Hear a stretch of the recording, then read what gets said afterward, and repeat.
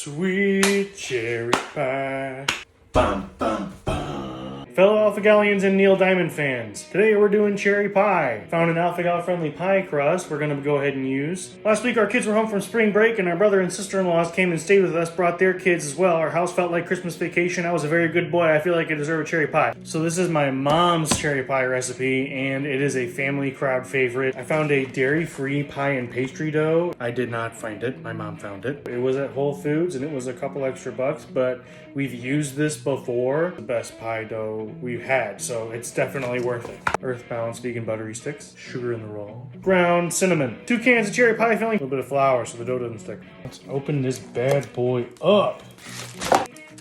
Flour on the table, a bit on the roller. So this dough is cold. You gotta let it warm up a little bit, get to room temperature before you start messing with it, or you're gonna crack it. Okay. We're gonna color in this pie dish with some butter. Oh, the friendly little areas. A cloudy, buttery little dish of joy. Into the pie dish. You're supposed to have some hanging over the edge. Work as many of the bubbles out as you can. Open up a can of cherries. Throw in a tablespoon of sugar. Ton of cinnamon. Nope, that was too much cinnamon. Use about half that much cinnamon. I put a lot in there.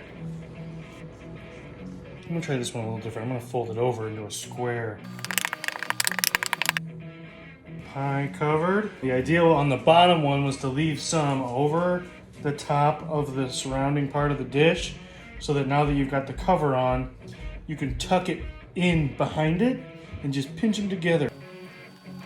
That'll do. I'm gonna take a tablespoon of this butter. I'm gonna melt it in the microwave. That took 30 seconds. Take a spoon for your melted butter, put it over the top. Handful of sugar, sprinkle some on the top. Small handful of cinnamon, sprinkle that on the top. I want to take a fork and poke some holes so I can get some air out. It's a terrible little circle. 425 on the bottom rack to brown the bottom of the crust for 15 minutes. Then we're gonna move it to the top rack, lower the heat down to like 350, probably try 20 minutes and see what's going on.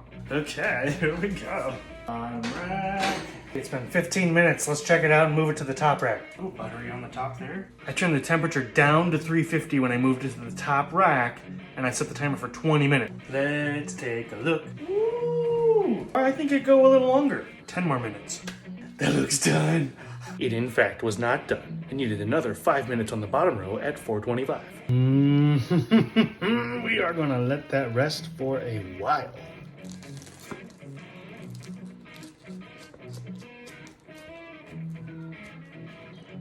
It's so flaky. The pie filling was a fail. I overdid it on the cinnamon. Way too much.